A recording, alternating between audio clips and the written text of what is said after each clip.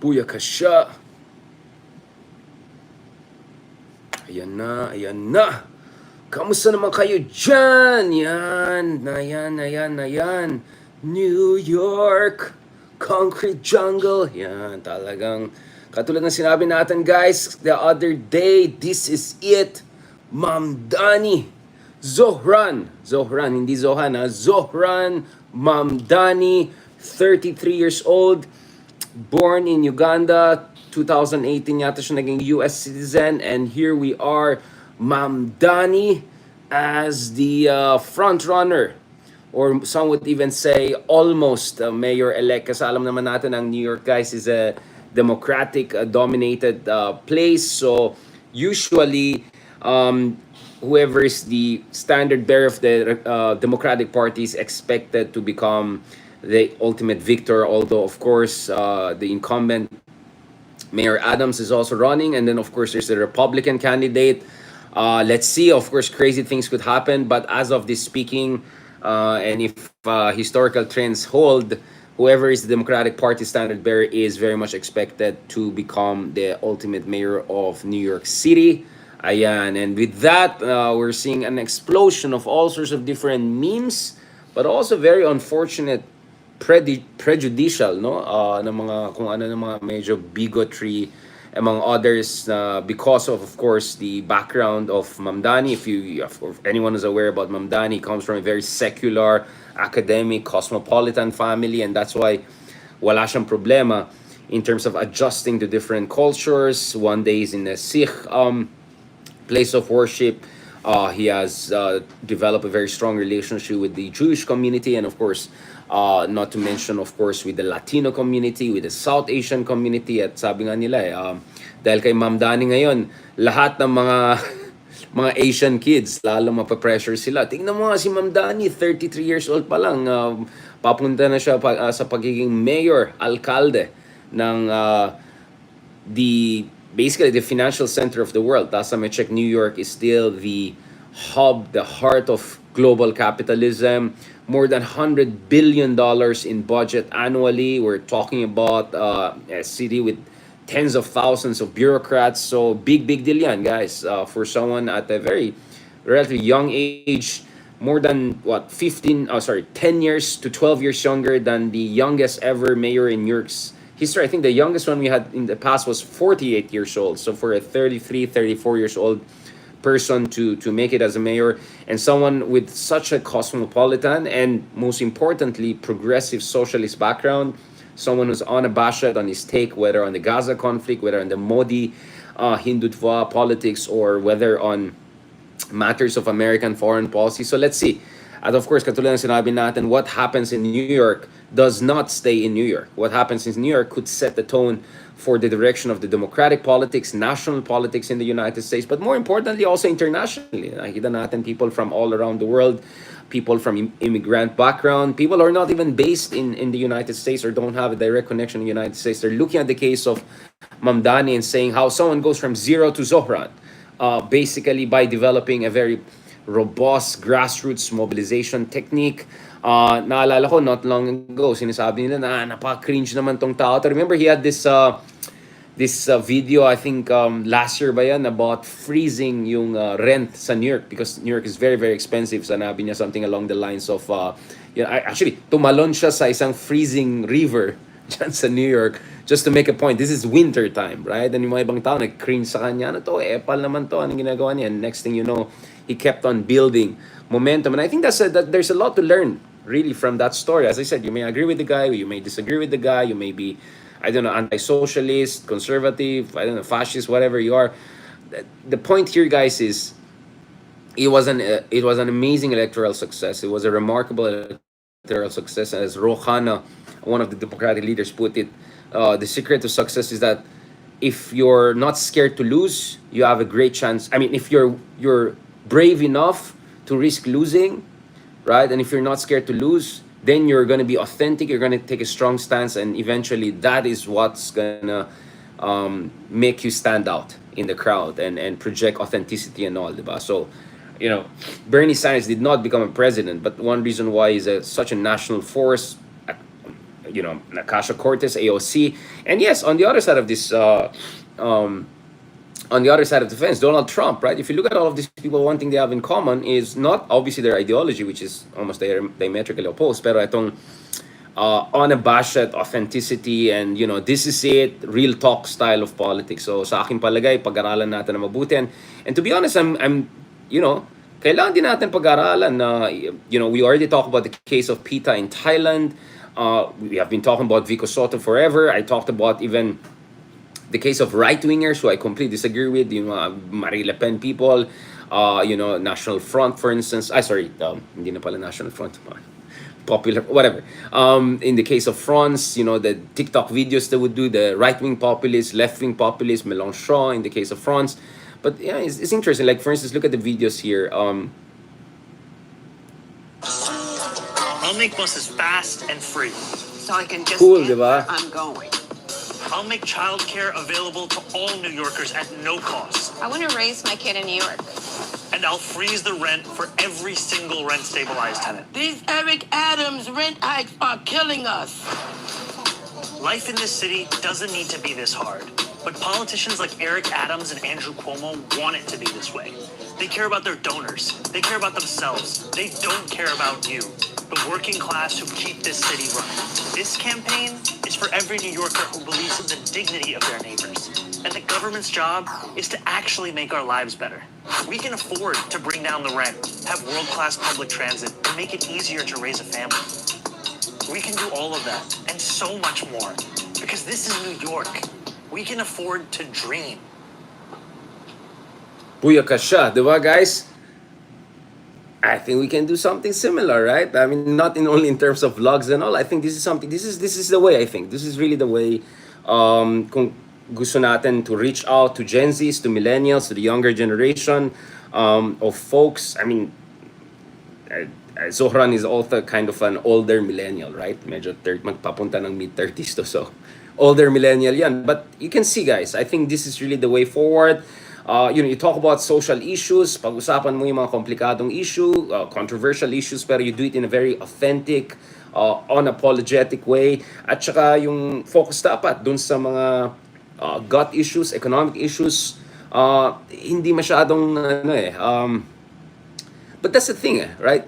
At the same time, nakikita mo, andun talaga yung kanyang clear projection ng kanyang very diverse identity, in his, what he wears, how he projects himself, different people he talks to. So, andun lahat, diba? Andun lahat. But at the same time, guys, we're also looking here in terms of, the messaging, which is not focused on identity politics per se, although he embodies, similar to Obama, a kind of cosmopolitanism and kind of a multiracial, post-racial politics. But also what's important here, guys, ang tinitignan din dito is how you focus on issues na malapit sa puso ng tao. Alright? Malapit sa puso ng tao. Para mainis na naman itong mga troll na to. Okay. And that's why, guys, I'm saying, if you look at the rise of whether it's Zohran or PETA or all sorts of different peoples across the world, especially the more young progressive ones, ito yung mga tao na only a few months ago no one knew about them, right? Ito yung mga tao na really dati nagka-cringe ang tao, akala nila pala ng tao, next thing you know, here we are, diba? A kind of a global inspiration even. So having said that, kaya nga sabi ko nung isang araw, wag natin kalimutan na pwede rin gawin ito sa Pilipinas. Again, who would have thought na si Bam Aquino would be, I don't know, number 2, right? Pagdating sa Senate. Who would have thought that Kiko could make it back in style, right? Who would have thought, I mean, on the other side of the equation for, Bongo number 1 was quite expected, but Mark Colette at number 6 or whatever, right? So, and who would have thought na yung mga artista na akala nila easy peasy yan, it's a cakewalk. Next thing you know, purong talo, right? Yung mga akala nila na yung isa nga number 1 pa nga siya back in 2010, ngayon barely top 14, 15. So what I'm saying, guys, here is we have to be open to possibilities and being part of open, and kasama dyan yung not fearing to hope for a better future. Kasama dyan is not fearing to be embarrassed or not fearing to be made fun of when you try to, yeah, medyo pa-cute here and there, but actually, public policy focus, right? Medyo siguro nagka-cringe yung iba sa'yo, ano tong epal na to, sinito, all over the place, pero okay lang yan, just keep on going, it's that kind of tenacity, guys. That's something that is very, very important. At kitang-kita natin yan in the case of Zohran, in case of, I mean, if you watch Petal, for instance, in the case of Thailand, I'll show you some of his pictures, like, sobrang dali ma-cringe, like, ano to, parang pa-cute to, ano, vlogger ba to? But, guys, it worked. I mean, I'll show you some pictures of him para makita nyo bakit yung ibang tao nakaka-cringe. This is Pita, right?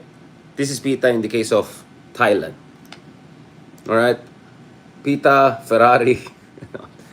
So, you know, like, clearly, pa-influencer, pa-pogi, pa-GQ feel, right? And yet, you know, and yet, right? And yet, he was able to connect to actually the youth and the middle class. Not because, right? Not because sabi ng tao, oh, because may Ferrari siya, let's vote for that person. And may Ferrari din si ano, di ba? Yung si Sanderford. Ay, sino yung tumakbong mayors? Ay, Maserati pala yung tumakbong. No, that's not the point. The point is, hindi nila pinilit na maging mukhang something na hindi sila. Basically, hindi sila Maro style, yung mga nagpapadyak-padyak, yung trying hard na kunyari masa.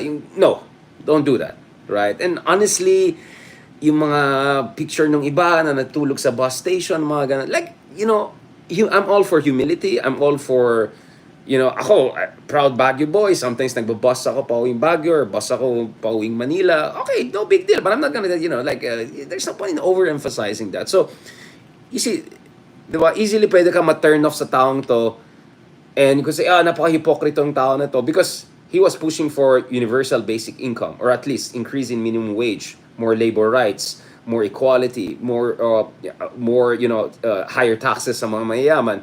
And yet, Pita was able to pull it off because, you know, okay, so what kung anak mayaman, ito talagang tong konyo na to, diba? Or businessman to. Well, guess what?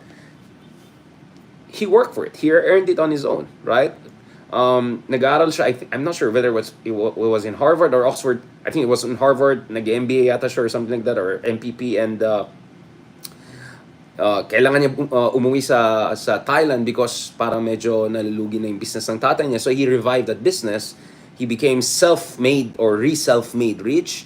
And then from there, he worked it into politics and he didn't pretend to be anything else. So that's what I'm saying. Like, things that we thought will not work before, things that we thought would turn off voters, things that we thought na medyo epal, cringy, hard sell, pa-cute. Actually, if you back it up with certain, you know, authentic, consistent, and heartfelt public policy advocacy, eventually makikita ng tao yan and they're gonna give you credit for that. Especially, again, as I said, the younger voters, especially mga more progressive sections or more open-minded section of the public. And as I said, pagdating sa Pilipinas, if you look at the political literature, may term na ang tawag dyan is ambivalence, ideological ambivalence or democratic ambivalence.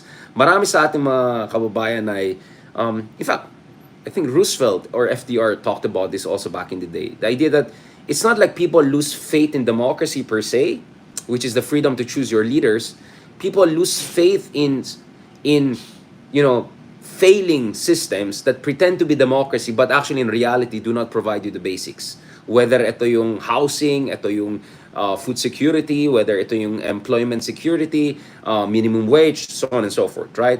So, it's not that people have lost faith in democracy, it's just that we really did not create a real democracy. So, ang solution dyan is not to push for an authoritarian dictatorial system. Ang solution dyan is to make our democracy work for the average folks, right? And not only for average folks, also for the middle class. Diba? Napaka-overtax yung ating middle class. Diba? Ang laki ng kaltas pag ikaw middle class.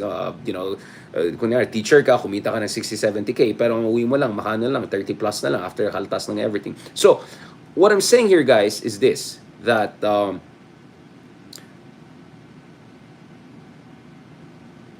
wait lang, parang mahina yata daw ang boses natin. Ano bang problema nito? Ngayon, mas okay ba yung boses natin? Bakit kaya? I'm using kasi my iPad eh. Ano, gumagamit ba yan? Can you hear me? Hindi, okay kayo dito sa YouTube. I don't know anong problema. Ulitin natin to, wait lang. Parang ayaw ito ng audio natin. Yeah, clear tayo dyan dito. I don't know what's going on. Thank you very much. Thank you very much. 1 second lang, guys. Ba't ayaw? Pati nga. Ano? 67 decay. Pero Oo nga, ano? Bakit the voice is, kulong? Oo nga, ano? Okay, ulitin natin. Sorry. 1 second, guys. Kunin ko lang yung, yung laptop ko. I don't know ba't may audio problem ito. Bakit kaya?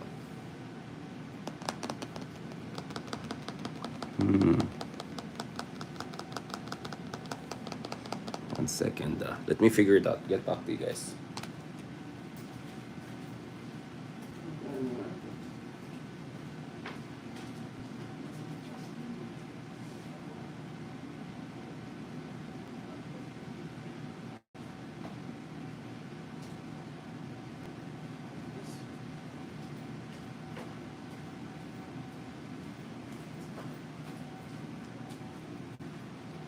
Ito na lang, guys. Gamitin natin to baka. Thank you very much.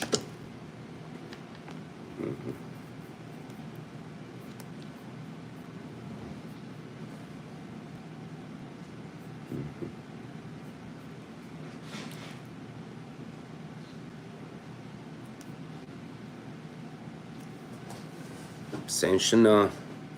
Papunta na tayo kay Sara Duterte.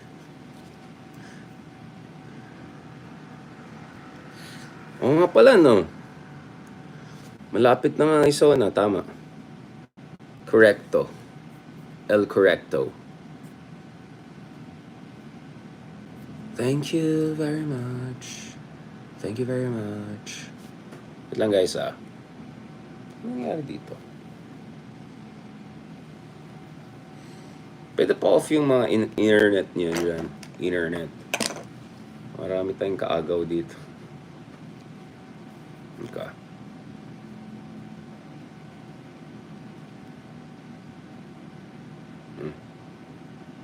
Okay. Hindi ako na-recognize ng kuya. Okay. That's it. Booyaka siya. Alright.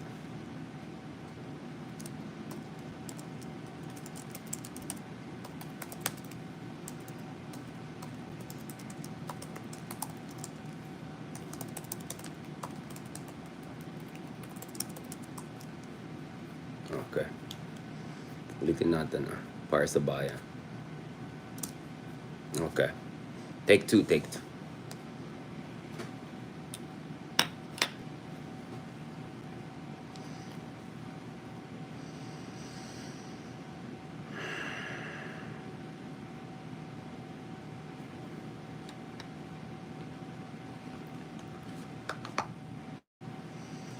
Ayan. Good evening. Pasensya na talaga sa kanina. I don't know what's happening dun. Pag iPad yata ang ginagamit, person mahina yung, I don't know, yung audio or something. Pero ulitin lang natin dito on the laptop. Sana mas okay yung audio natin. Marami kasi nakikigamit dito sa internet dito sa bahay. Kaya pasensya na if it's not at its best. But, anyways, guys, pag-usapan natin ito, balikan natin ito, pag-usapan natin yung ating minamahal na vice-presidente na sinabi niya apparently, obviously, in fairness to her, taken out of context naman. I mean, I know that as being a victim of DDS, twisting of my words.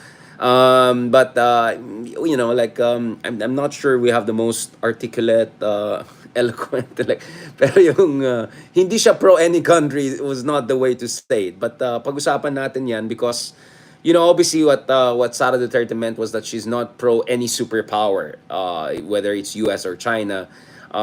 Pero medyo sabi natin sablay yung kanyang phrasing, if not total messaging, because obviously what you should say is that I'm for the Philippines first, medyo make Philippines great again, yung mga ganyan, rather than saying hindi ako pro China or something like that. But anyway, What I found even more astounding in the case of Sara Duterte is yung kasi parang naging abogado to. I mean, it's not even abogado. Parang nag-graduate to. I mean, yung tinatanong niya yung interim release ng kanyang ama, si Tatay Digong, yung logic na parang just because there's an interim release provision, hindi po automatic dapat bibigay yan. May mga conditions, may mga requirements po tayo at pinag-usapan natin requirements na yan. So clearly, Sara Duterte is on the defensive right now, and being on the defensive obviously is not something she's very good at. I think generally mga DDS na pansin ko, magaling sila when they're on the offensive. But once you call their bluff, once you push back and put them on their back foot or back heel or whatever, once they're on their back foot, they don't perform very well, right? Especially some of them, at least na walang masyadong message discipline. So balikan natin ito, yung ating minamahal na Vice Presidente. Now, kanina dun sa isang episode natin that unfortunately we had to cut because of some technical issues, I was just talking about the fact that we live in a world na, you know, old assumption about politics are no longer, I think, should no longer be treated as basically sacrosanct, or definitely not being treated as basically iron laws of politics, right? And as we predicted the other day, this is going to be a smooth sailing for Zohran Mamdani, who now is in a very good position to become the next mayor and the youngest ever mayor, and you know, Muslim background mayor, South Asian background mayor, Asian background mayor of New York, right? And importantly, first ever na socialist or progressive or democratic socialist background na mayor in the history of New York City, which is, last time I checked, still the heartland of global capitalism. Let me just reverse that because we were able to discuss a little bit. Balikan lang natin ng sandali lang itong issue ni Sara Duterte, because para mainis lalo itong mga troll natin dito. Daming budget. Wait lang. Ano bas dito. So kanina lang guys, pinagpiesta ng lahat ng tao ito. Itong parang feeling ko minsan ko inaasar na lang talaga yung, parang inaasar. Minsan hindi yung media, 'di ba? Yung sinabi ni Sara Duterte, I'm not pro any country at all. Talaga medyo sablay talaga, 'di ba? Yung now obviously again, to be fair, hindi tayo katulad ng kabila na tinitwist yung mga sinasabi natin sa Human Development Index and kung ano-ano. Ang konteksto kasi may back and forth sila ni Attorney Claire Castro, and Attorney Claire Castro gets exactly what I've been saying, which is you have to be on the offensive and put them under, you know, under back foot. So basically ang position, ang attack position ng Malacanang ngayon is pro China ang mga Duterte. Or yun yung description nila, because let's be honest, ilang taon na wala pang statement si Sara Duterte sa West Philippine Sea. Tapos kung may statement pa, medyo sablay pa, medyo paapiyaw, medyo pa-neutral effect, which doesn't really make sense. The situation in the Middle East is completely different from the situation in the West Philippine Sea. And we cannot be in the middle of US and China when in fact hindi naman US yung you know, hindi naman US yung nagka-colonize ng ating mga karagatan or nagbubuli ng ating fishermen. And yung mga palusot ng mga Dutertes, they want to talk about horrible things China or US did in the past. Well, we can talk about also the horrible things na, I don't know, ginawa ng mga pirata dati nung panahon ng Espanyol sa atin or before. Like, you know, I'm all for remembering history, but what I don't like is that when you selectively use history to push for a certain political agenda or apologize for lack of patriotism or lack of backbone on important issue that is staring us in the face right now, which is yung bullying sa West Philippine Sea. We have to be absolutely clear about that. I am all with Sara Duterte about, yes, let's have diplomacy, let's avoid conflict, let's not, you know, jump headlong into a kind of an escalatory dynamic. I'm all for that. 100% I agree with that. I think we can all agree that we want an independent foreign policy, we don't want war, and we want good economic relationship. But ang point kasi dito guys is, right, ang point kasi dito guys is tactics, right? Ang point kasi dito guys is you know, drawing the line. And that's exactly where talagang kapos na kapos tayo kay Sara Duterte, because she's yet to call out yung pangbubuli sa ating Coast Guard, pangbubuli sa ating mga isda, tsaka yung mga pangbubuli ng sa ating Philippine Navy na naputulan pa ng daliri yung isa sa ating mga patriots sa Sandatan Lakas ng Pilipinas, sa sa Philippine Navy. I mean, where was she all this time, right? So parang style minsan ng mga DDS is every time there's war somewhere, whether it's Ukraine or Middle East and all, sabihin nila, oh, see, ayaw natin maging ganun.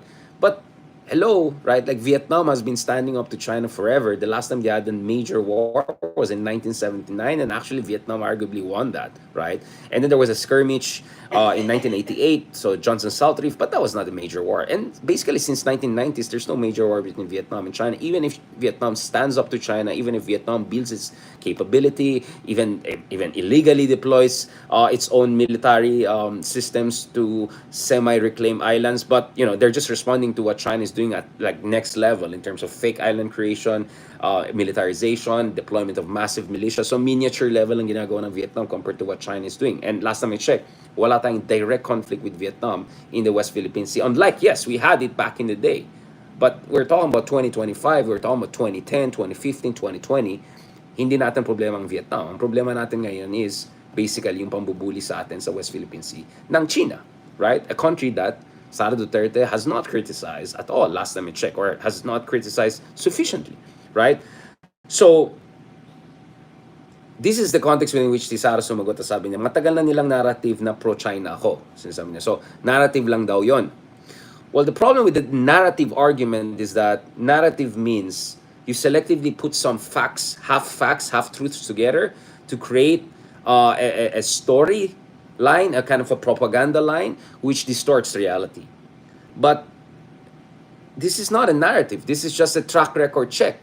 Please show me the last time that Sara Duterte openly called out yung pangbubuli sa ating Philippine Coast Guard, sa ating mga mangista, or if she ever did that, sorry, I haven't seen it. Is it sufficient? Is it forceful? Is it authentic? Is it proportionate? And is it consistent? Is it as frequent and regular as incidents in the West Philippine Sea? Because I'm losing count of how many times we had to file démarche and file diplomatic protests. I mean, like, we're talking about hundreds and hundreds of cases throughout the years. How many times did she come out? So first of all, you cannot say that's just a narrative. This is just a track record check, right? So you can easily make basically a table or kind of a graphics and all every time we have at least, I'll be even nice, major incidents at West Philippine Sea, and then what did Sara Duterte say on that, right? Because last time I checked, Sara Duterte had a lot to say on the Gaza conflict, on Middle East conflict, I think maybe even Ukraine, on Afghan refugees passing through the Philippines, blah blah, and ang dami ng statements of foreign policy and national security issue, diba? So ang tanong ko is, what has she said on West Philippine Sea that is anywhere close to as frequent, consistent, and commensurate base dun sa gravity ng situation that we're facing? So first of all, no, this is not a question of narrative. This is a question of track record. Ano po yung track record nila? If they have a track record to show that she strongly stood up to China, as much as her father loves to criticize the West, 100%, then agree ako. Because, you have to be consistent. You have to criticize the excesses of the West when they violate international law, or you think when they violate international law. And at the same time, you also have to call out the excesses of the non-Western powers, especially when they're bullying us and our people, right? But here, this is where you see na talagang Sara is nowhere close to her father in terms of spontaneity, but also in terms of yung ability niya to effectively communicate an important issue. Sabi niya, I'm not pro any country at all. Sobrang sablay yun. You can never say. Of course, if you're the vice president of a certain country X, you are automatically supposed to be pro that country. And by virtue of that, you're supposed to call out kung may ibang bansa nang bubuli sa'yo, or pinapabayaan ka, or tinitaken for granted ka, or in some cases, na backstop ka pa, diba? Or tinaraydor ka pa. So, ang daming mali. So, obviously, I think she meant na I'm not pro any of these superpowers. She was referring to US and China. So obviously that's very poor communication skills. But where it's really problematic is itong claim na narrative lang to. No, this is basically just track record. Now, nevertheless, may isa pang interpretation. Actually, dalawa pang interpretation dito.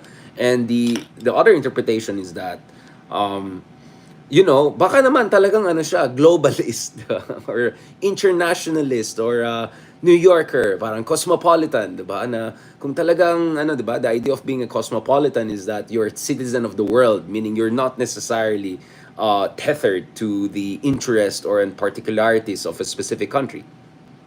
Well, but I'm not sure that's what she meant. I don't think she was trying to be a globalist or etc. The other interpretation is baka naman she's just being honest because para sa mga iba, lalong-lalo na yung mga galing sa mga Trapo dynasty families, baka talaga mas interest silang Trapo family interest rather than national interest. That could be another interpretation, right? But nevertheless, ang point ko dito is even the most, I would say, fair and understanding interpretation of this very poor messaging, to put it mildly, is that she really doesn't have it. She doesn't even have what her father has when it comes to the ability to, well, not maybe not now, but he used to have, when he was in national politics, which is, to communicate even very controversial and divisive ideas or communicate ideas on very controversial issues in a way that still gives him an off ramp or ability to make a joke around it or an ability to kind of find the palusot or something, all sorts of, sophistry. Alam natin, kayang-kaya, yung mga katulad ng ginagawa nila Cheese Escudero, ng mga paikot-ikot na mga, pusit games. So, just when we thought that was like interesting enough, we also see this kind of, what I would find really weird argument, which makes you think, paano naging abogado tong taon to, or paano nakaano to, bakit ka ba naglalagay ng provision of interim release sa inyong batas kung hindi mo rin naman pala yan ibibigay sa mga akusado? So basically, biglang kasalanan pa ngayon ng ICC na meron silang kondisyones bago nila bigyan ng basically piyansa, diba? To make it more relatable. Ang isang tao is accused of mass atrocities and isang tao na not long ago, yabang-yabang, sabi niya, upakan niya yung ICC. At isang tao na was absolutely unwilling to cooperate with the ICC. In fact, took the Philippines out of the ICC unilaterally in defiance of the Constitution. I mean, the Senate should have had a say on that. But remember, ngayon medyo impressed kay Coco Pimentel. But Coco Pimentel was close to a useless Senate president, no offense to him, when Digong was in power. I mean, he really didn't stand up to Duterte, right? He was very weak. He was a horribly weak Senate president. I'm sorry. So, medyo napapaisip ako dun sa mga ibang kaibigan natin na impress sa kanya nowadays just because yung huling El Bimbo niya medyo hindi ganun kasablay. But I don't forget history. Like we shouldn't have such a short-term memory. We should, when you assess a person, I'm all for redemption and all, pero kung nakachamba lang siya yung last minute pero purong sablay yung the rest, like if you're a coach for instance, are you gonna like pay millions of dollars again, and hire a player again for another season kung the whole season palpak and then yung last day lang ng season naka 2 or 3 goals? It doesn't work that way. You look at the track record again. Diba? Track record. Long-term trajectory and patterns and all of that. But anyways, going back to this. The context kasi dito is, honestly dito napapaisip ako parang, kasama ba sa recruitment strategy ng mga ka-DDS natin na medyo, you know what I'm gonna say, right? Ito kasi yung problema, pinapalabas nila, yung mga DDS, pinapalabas nila, na itong interim release na ay done and dusted na. Now, as I said, from my own sources, nagigets ko na may isang bansa, could be Portugal, could be maybe Spain, whatever, na in theory pumayag na to host Digong under the condition that obviously papayag ang ICC, right? For him to have an interim release there. But that was not done and dusted, right? But ang problema is pinapalabas ng DDS side is tapos na yan, okay na yan. At ito pa, parang pinaparabas pa nila na wala naman jurisdiction ng ICC at ang ICC naman ay wala naman, hindi naman guilty si Digong. So, medyo nag-advance mag-isip ang mga kaibigan natin. So, the prosecution has confirmed its non-opposition to, and ito ito yung claim nila. Kaya minsan ngayon napapaisip ako, siguro, kaya nga ni-recruit yung iba dyan dahil ito ang claim ng abogado nila is the prosecution has confirmed its non-opposition to interim release to, ito redacted, so I'm thinking Portugal, Spain, state party on the understanding that the terms and conditions set out to this filing would be met. Non-opposition. Ibig sabihin, okay na yung ICC. Basically, it's just, ticking some boxes and we're there. No. And siguro maganda rin na nag-ingay-ingay yung mga tao dahil napapaisip, wait lang. Diba? I think Attorney Conti the other day was also talking about this na medyo astounding, if not revolting, itong possibility na just like that biglang may interim release na. Although she raised also the possibility na baka we're talking about quite an extraordinary situation. Again, redacted yan, but based on the some of the understanding or information or speculation or educated speculation we may have, baka naman medyo malala yung sitwasyon ni Tatay Digong, so baka pagbigyan siya. Kaya nagkaroon ng isang bansa at least na pumayag na malapit sa Hague. Kaya nga I doubt na this is outside Europe because it would be too, imagine if it's in, I don't know, Australia or Argentina or whatever, ang layo naman masyado sa Hague. Yeah, he has to fly in 12, 14, 16 or 2 days in and out. That doesn't work, right? So it looks like, right, that indeed tama yung information na kuha natin that there is a European country that may have agreed to hosting for an interim release, but that was not final. That was not final. Kaya yung ICC prosecution team made it absolutely clear na hindi po yan final, hindi yan done and dusted. All right? No agreement whatsoever was reached with the defense team of Rodrigo Duterte on conditions of interim release to any country other than, di ba?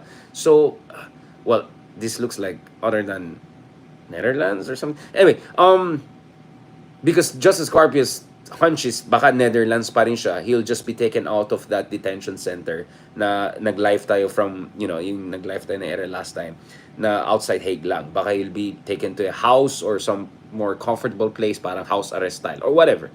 Basta my point is, very clearly, may pushback yung prosecution team. And this is where I don't understand what Sara is talking about, because she should know, you don't even have to be a lawyer. In fact, you don't even have to be like whatever. May condiciones. Interim release is not a kind of a, inalienable right. Especially when we're talking about mass atrocities. And where hindi nagkaroon ng voluntary collaboration, and as the victim's family would put it, or alleged victim's family would put it, there is an active threat potentially to them kung nakalabas itong tao na to. And especially if the conditions are too lax, baka next thing you know, pwede pa niya i-direct yung continuation of the crimes. Diba sabi ng defense team, he will not continue the crime, but what is your guarantee, right?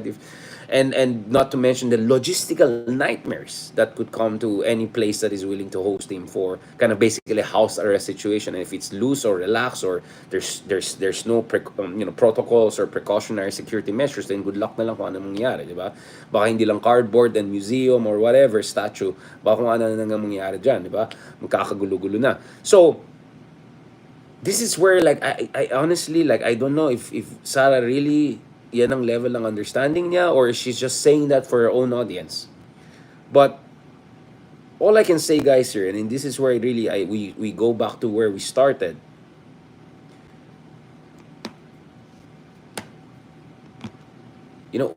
We can complain always about bakit ganito tayo? Yung presidente natin ganito, yung vice-presidente natin ganito, and then okay, sinong less evil, sinong mas garapalan, sinong mas direct threat sa constitutional democracy. Hindi pa parang nakaka-depress na ito lang mga choices natin, or ito yung range ng options natin, di ba? Hindi ba nakaka-depress na parang it's just about ano bang purgatory, ano yung seventh circle of hell, when we absolutely can do way better than that. We can absolutely do better than that. I mean, all democracies, in fact, all political systems experience what Samuel Huntington would call political decay. In fact, it goes back all the way to Plato, right? The concept of political decay. Political decay means that even the most vibrant societies na maayos ang lahat, maayos yung accountability, maayos yung city planning, over time, there could be more and more corrupt people coming in, or there could have been a war or a major natural disaster which undermined institutions. Like, for instance, coming from Baguio, like there was Baguio before earthquake, there was Baguio after earthquake. So many things went wrong in Baguio during the reconstruction period. And dyan, biglang nagkaroon ng mga trapo politics. Thankfully, we're back to much more normal Baguio politics, which is no dynastic politics. But there was a time na medyo may mga trapo politics. And a lot of that happened during the reconstruction period, where a lot of things went wrong. So a lot of things that you see na medyo sublime in terms of city planning, urban planning, things that are not really what we used to see back in the pre-earthquake period, those happened during the post-earthquake, literally post-shock period. So that's a form of political decay. That's a form of institutional decay. That happens everywhere. We can talk about the horrible infrastructure in New York. We can talk about the decay of basic infrastructure in some of the major even European cities, even Paris, for instance, definitely Roma. Diba? We can talk about how Argentina went from the fifth richest country in the world to now one of the most unstable, hyperinflation infested country. Although Milei is taking things in the other extreme direction, and now poverty is shooting up like crazy. So political decay can happen in any country, any corner of the world. I can go from ancient history of Greek city-states. We can even go to the Sumerian period. No problem with that. So political decay is almost inevitable, right? Um, but what is not inevitable is that it will be a downward, um, straight downward deterioration. There could always be some sort of an arc of redemption or recovery. So going back to this, we have had ups and downs, but we also can learn from our mistakes. I mean, thanks to Robin Hood Padilla, thanks to Batorni, thanks to all of this kind of, let's be honest, clown show we're seeing in Senate, nagising yung mga ibang voters. Hindi lahat. But unfortunately, hindi lahat. But marami sa ating mga kabayan nagising sila at sabi na, how many more of these types of people do we want in Senate?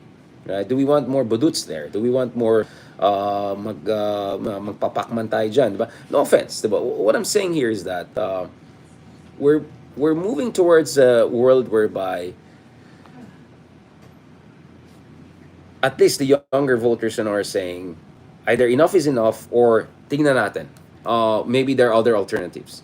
And kaya nga sabi ko, we cannot operate based on old assumptions. What worked in 2016 elections, what worked in 2022 elections, or almost worked in 2020 elections, or seem to have worked in 22 elections, might not work anymore in 2028 elections. You need to constantly update. You need to be constantly more dynamic.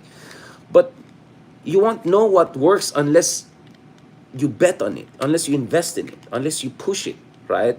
And kaya nga naiinis ako when I hear these people saying, itong kandidato walang pag-asa to, right?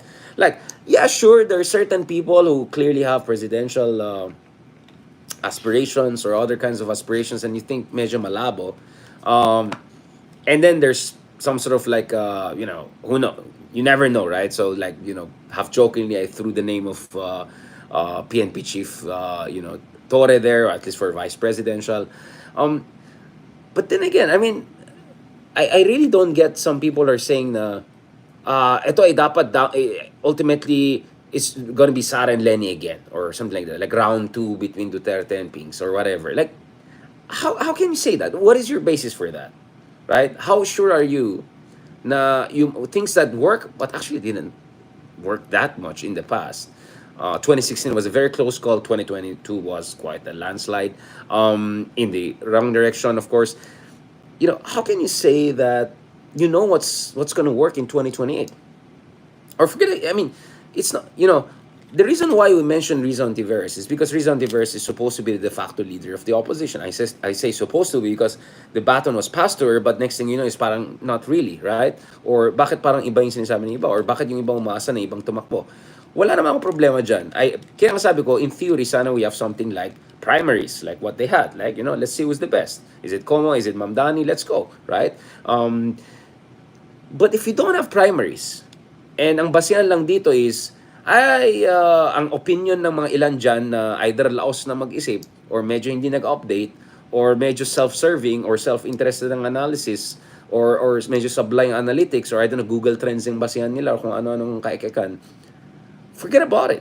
We'll never upgrade to the next level. We're never going to reverse this political decay we're seeing. I mean, look at our Senate goes from, Vito Salonga level to Batorni level, right? This is clear political decay, institutional decay. Look at Senate presidents like Nene Pimentel, who resigned in principle during the botched impeachment proceedings against Erap Estrada, although eventually things turned out in the right direction, and then later on hindi naman. But anyway, mahabang story yan. But you go from principal Senate presidency, and then you see Jesus Cordero level of basically nonsense, right?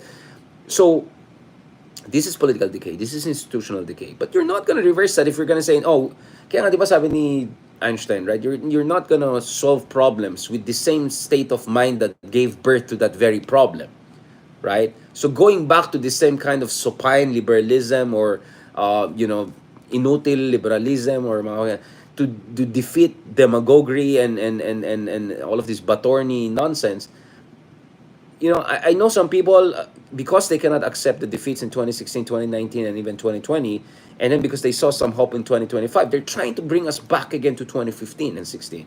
When in fact, we have to move forward towards something else. I mean, in fairness, I may have some disagreements with BAM here and there. I may have some issues here and there, but I think BAM gets it very well, right? Now, you need to level up. You need to build intersectional coalitions, right? You need to, up your communications game. You have to be a little bit more spontaneous. You have to be, di ba, naging buff Bam pa siya, di ba? Buff Aquino, di ba? You play around. You experiment, right? Si Kiko, bigla naging food vlogger, di ba? Pinagtawanan, but in the end, kind of worked. But then again, what worked in 2025 might not work in 2028 when it's a completely different race. Kasi hindi lang naman Senado ang pinag-usapan natin when you have 12 options and usually people vote between 6 to 8 candidates. If we're talking about presidency, you only have one option. So the factors that could have helped you in 2025 may not help you in 2020. But then again, we're not going to know what works unless we try alternative options. We try something different.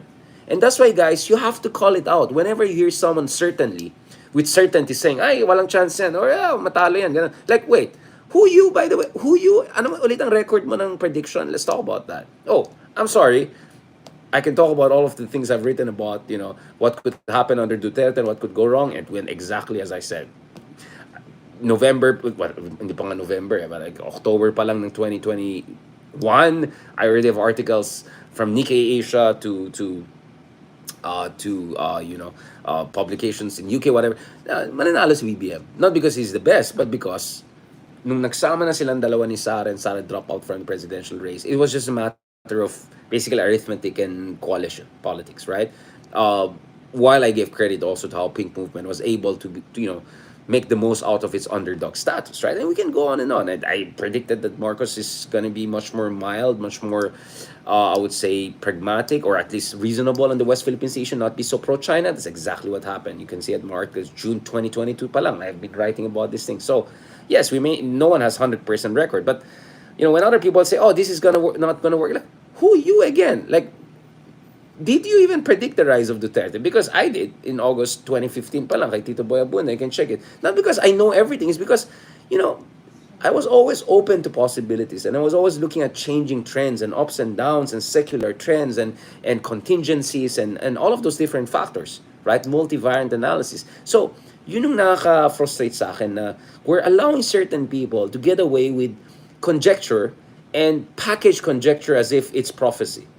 Kaya minsan, even si Sir Ronald, kino-call out ko yan eh. Kaya kayo rin, huwag kayo makinig parati kay Ronald. Minsan, he's just saying things because he's saying things. He doesn't also know always what he's talking about. I mean, sobrang sablay yung sinabi na, hindi uwi si Digong from Hong Kong. Hello.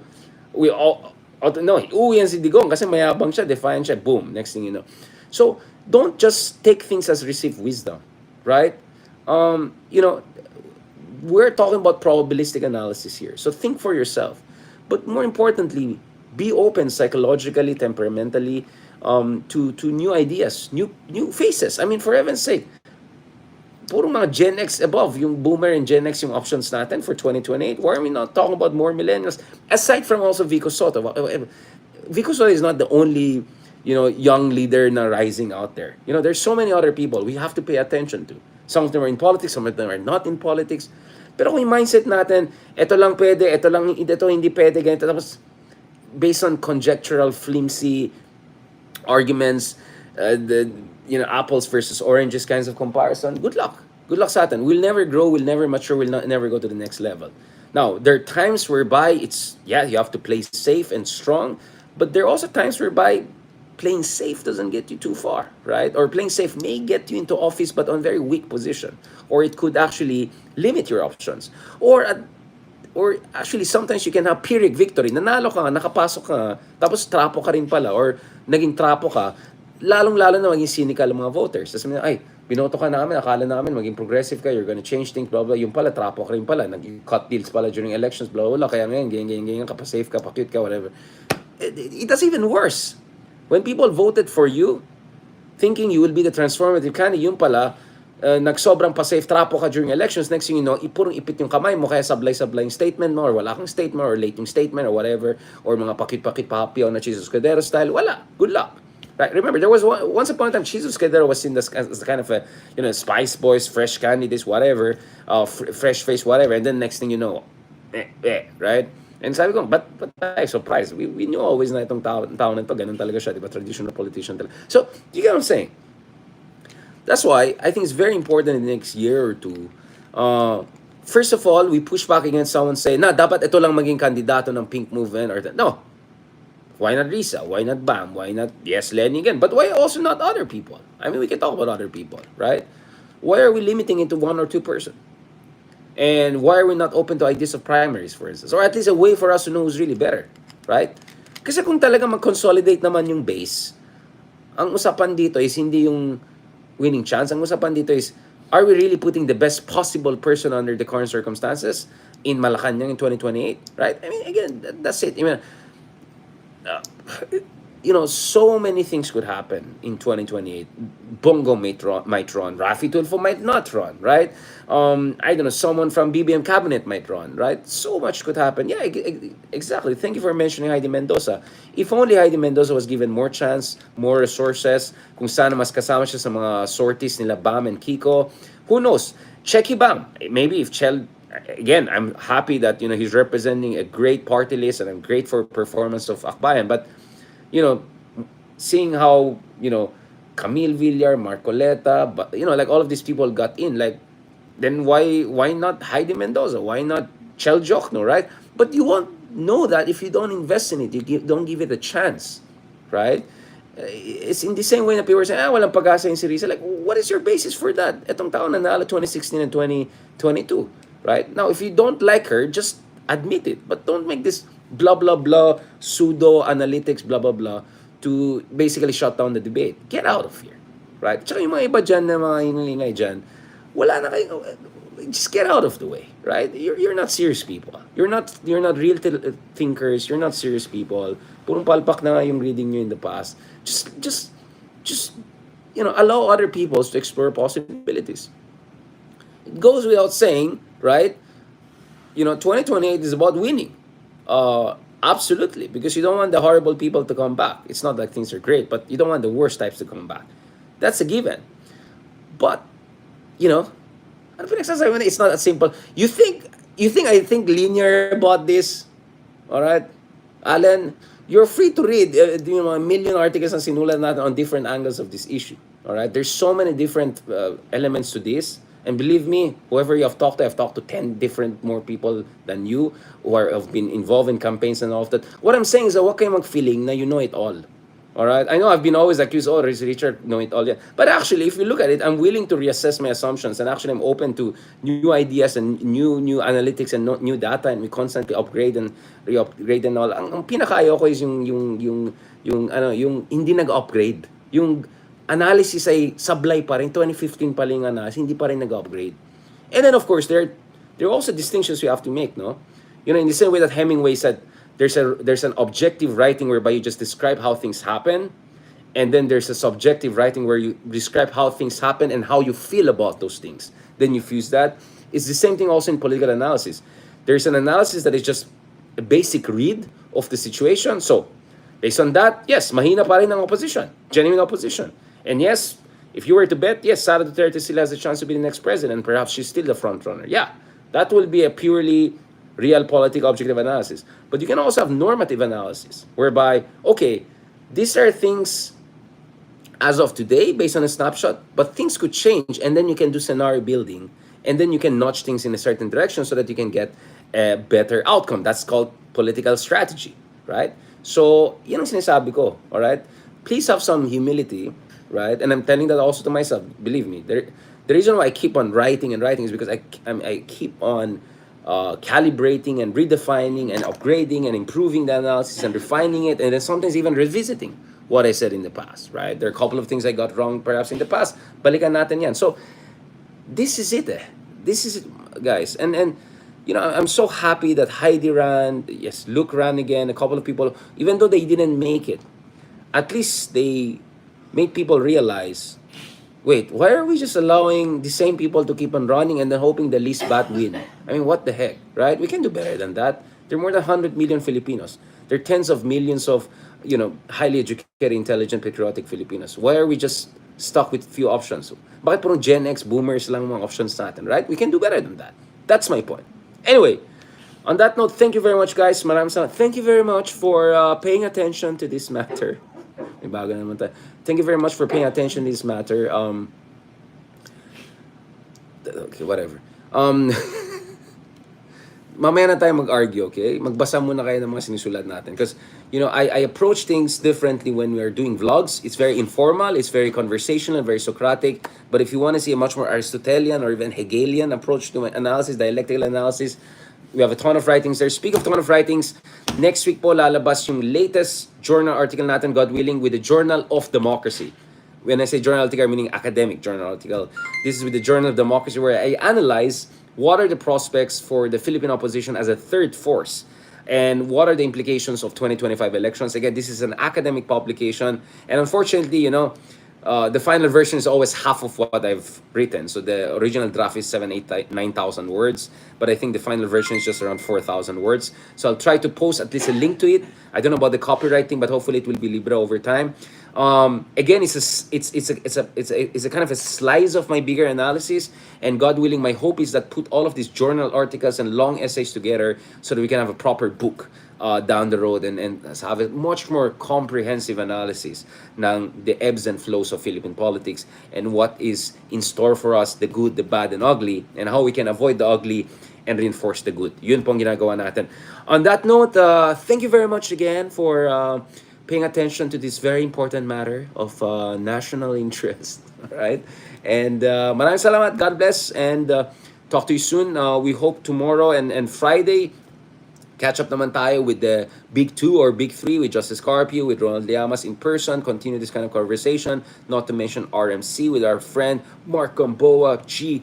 And then, of course, we're hoping also to have Professor Cleve Arguelles also back here. Pag-usapan naman natin again, Pink Movement, Ma'am Dani, Vico, Pita, Young Leaders. Ang dami natin pwedeng pag-usapan because we live in a world of horrible uncertainty, but also beautiful, big and beautiful possibilities. No, but honestly, we live in a moment of extreme contingency, and it could go in different directions. So we want to also look at the good side of this story. Okay? God bless, and talk to you